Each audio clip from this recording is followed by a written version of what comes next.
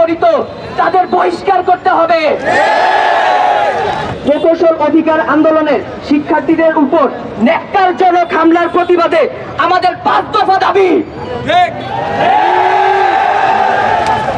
এক, স্বরাষ্ট্র উপদেষ্টা জাহাঙ্গীর আলম চৌধুরীকে প্রকৌশল অধিকার আন্দোলনের শিক্ষার্থীদের উপর বর্বরিচিত এবং ন্যাক্কারজনক হামলার জন্য আন্দোলনকারীদের সামনে এসে উপস্থিত হয়ে উক্ত ঘটনার জন্য ক্ষমা চাইতে হবে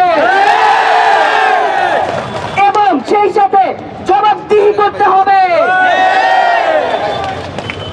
2, প্রজ্ঞাপনের মাধ্যমে ইতিপূর্বে গঠিত কমিটিকে আমরা আমাদের প্রতিনিধিত্বের অনুপযুক্ত মনে করি। RICL TMX, যুগের পর যুগ স্থাপনা থাকে মজবুত। উক্ত কমিটিকে আমরা প্রত্যাখ্যান করলাম।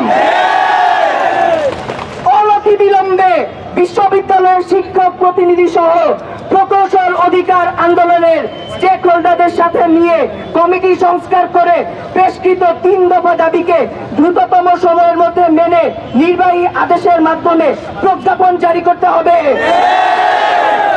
এবং এ মর্মে সংশ্লিষ্ট 3 উপদেষ্টা জনাব মোহাম্মদ ফজলুল কবির খান, জনাব আদিলুর রহমান এবং সৈয়দা রিজওয়ানা হাসানকে আজকে এসে এর নিশ্চয়তা প্রদান করতে হবে।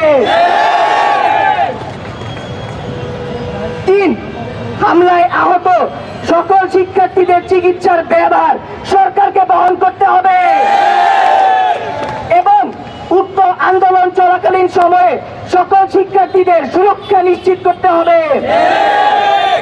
পুলিশ দিয়ে এই যৌক্তিক আন্দোলনে আর কোন প্রকার হামলা করা যাবে না। এক, পুলিশ দিয়ে আন্দোলন পুলিশ দিয়ে আন্দোলন পুলিশ দিয়ে আন্দোলন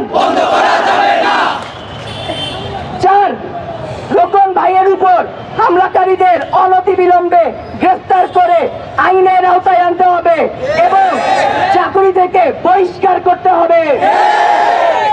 5, যেসব পুলিশ এই ন্যাক্কারজনক হামলার সাথে জড়িত তাদের বহিষ্কার করতে হবে।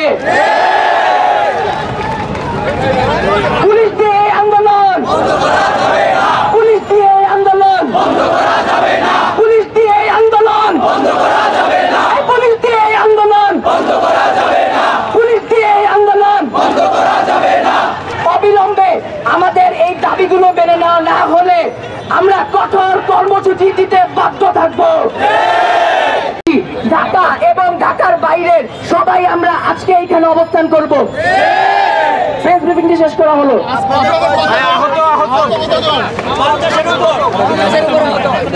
আমাদের 50 থেকে 60-এর বেশি পরিমাণ শিক্ষার্থী আহত এবং এই মুহূর্তে ঢাকা মেডিকেল সহ বিভিন্ন মেডিকেলে ভর্তি আছে।